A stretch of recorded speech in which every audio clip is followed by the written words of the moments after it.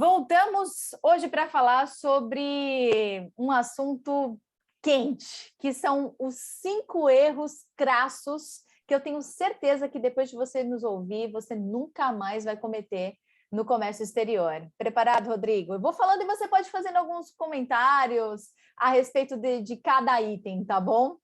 Tá, se eu ficar quieto é porque o meu silêncio diz tudo. Então, olha só, anota aí. Dica de quem quer seu bem. 5 erros crassos que você não vai cometer mais. Um deles, usar container como presente de armazenagem extra na sua planta. Importador consignatário que recebe carga e usa o container, esquece que tem que devolver o cofre e É, mantém ele na sua planta. Isso é um perigo.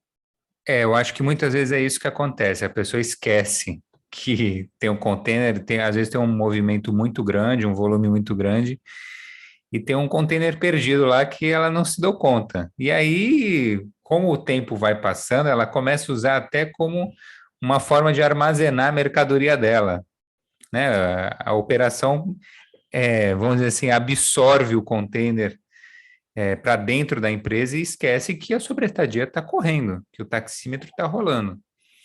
Então é um erro crasso. A gente parece brincadeira, mas a gente já viu várias vezes isso acontecer, né? É muito comum de ficar lá 100, 200, 300 dias de armazenagem do container na planta do importador. Então, 3 dias de sobreestadia. desculpe, de sobreestadia. Então, olha, esse erro você não vai cometer mais. Fique muito de olho e monitore cada container que está na planta do importador para que ele volte à sua origem, à sua mãe, à sua nave-mãe, né? Segundo erro, fechar frete sem negociar a tabela. Não dá para você cometer mais esse erro. Não dá para achar que é uma coisinha boba ali que veio a reboque do frete. É a tabelinha ali de sobreestadia, uma bobeirinha que não tem nada a ver, que não vai acontecer, É, porque se acontecer, e acontece, não é difícil acontecer, a gente vê que tem uma ocorrência muito grande, pode ser devastador. Um sim. container pode ser devastador, 2, 3 containers multiplica esse risco muito mais. Então, é um erro crasso que a gente vê, uma subestimação da negociação. Acho que você conhece bastante isso, né, Carolina? Acho que você poderia comentar sobre essa importância da negociação dessa tabela. Sem dúvida. Já aconteceu muitas vezes de cliente nosso falar assim, mas onde está essa tabela? Porque quando eu fechei o frete, ninguém me falou disso. Então, é a obrigação de quem fecha o frete pedir a tabela, fazer o cálculo do seu transit time, principalmente quando é importação, saber quanto tempo você vai levar para essa carga chegar no destino e voltar para o terminal para poder ser devolvido efetivamente para o armador e você negociar ao menos a franquia, né? O free time precisa estar equiparado com o tempo que você vai levar nesse transit time. Então, precisa sim pedir a tabela, negociar, saber se dá para dar mais tempo. O padrão é 7 dias. Quem consegue devolver um cofre em 7 dias, a não ser que seja uma descarga em Santos com o destino em Santos, né? No mais tardar em São Paulo. Agora, se vai para o interior, vai para outros estados, fica completamente impraticável. Então, negocie sua tabela. 15 dias, 20 dias, 30 dias, a gente já viu negociação até de 40 dias de franquia, né? Para que você possa, de fato, cumprir com esse prazo e não incorrer em sobreestadia. Então, há sim essa possibilidade de negociação, basta que você, na hora do fechamento do frete, se proponha a conversar, a pedir a tabela, ver qual é o seu tempo de franquia e negociar no momento certo, porque depois que fechou, já acabou a oportunidade. Eu acho que por mais que os preços sejam tabelados, existem diferenças. Pode ser que hoje você procure entre vários armadores e o preço seja todo igual, você não consiga ver muita diferença.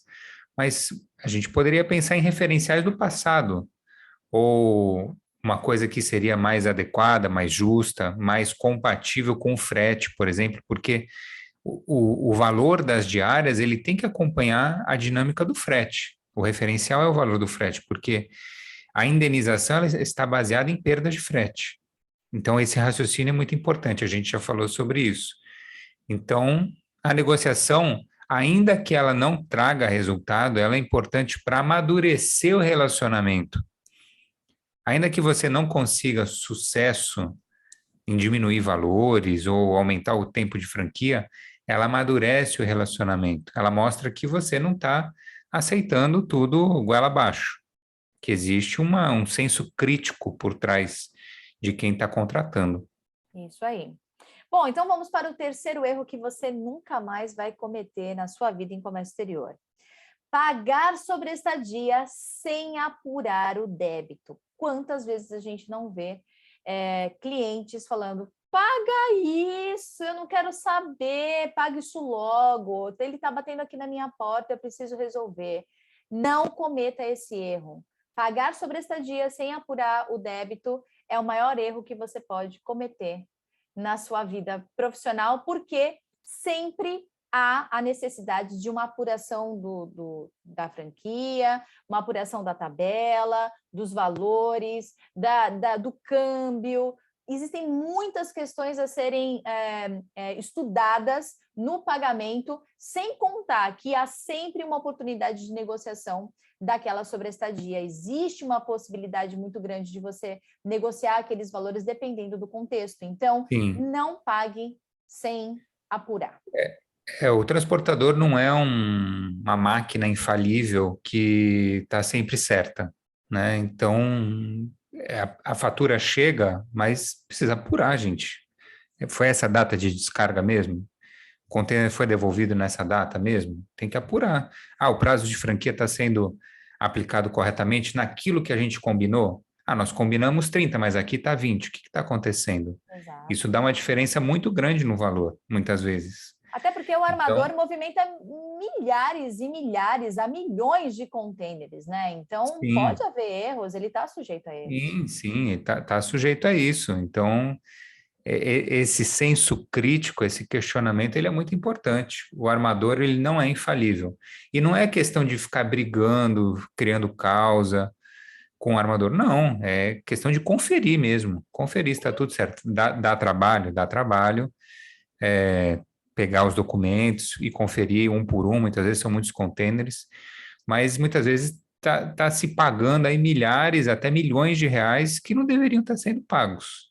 Exatamente. Bom, aí agora a gente vai para os últimos dois que eu acho que são fundamentais e a gente também vive muito essa realidade, que é não arquivar os documentos essenciais da operação. Ou seja, BL, fatura, invoice, né?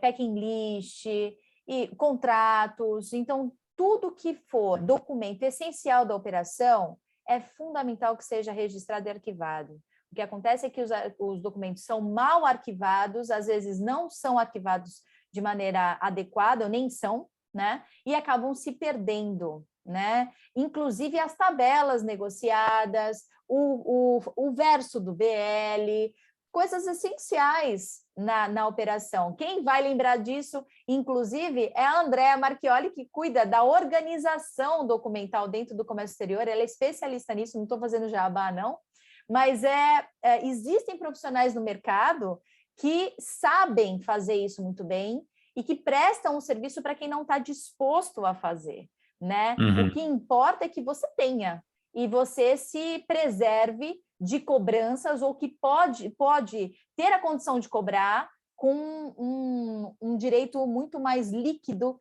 e certo do que se você viesse com meia dúzia de documentação capenga sem o dossiê completo, né? Eu acho que o problema já começa pelo fato da pessoa nem saber o que é essencial. Não tem nem ideia do que é isso. Quais são os essenciais? A gente tem um vídeo falando sobre isso. Isso aí. Depois pode procurar no canal que vai encontrar. Mas eu acho que já começa por aí, saber o que é o essencial. E eu acho que é o próximo ponto que a gente vai falar, mas os e-mails também, né? Arquivar e-mail.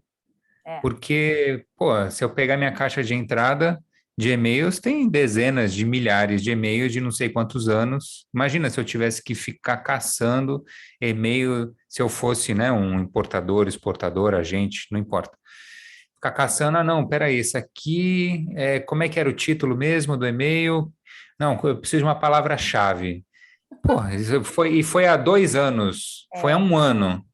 Não tem como. e é o tipo de coisa que justamente puxa para o último erro crasso que você não vai cometer nunca mais no comércio exterior, que é não registrar por escrito todas as tratativas com terceiros ligados à operação. Então, você pode até registrar, mas você tem que organizar bem essa documentação, né? Então, ter uma proposta, a gente nem está falando em contrato, mas ter uma proposta clara do serviço que vai ser prestado, ainda que seja por e-mail, e ter um de acordo registrado por e-mail, já ajuda muito.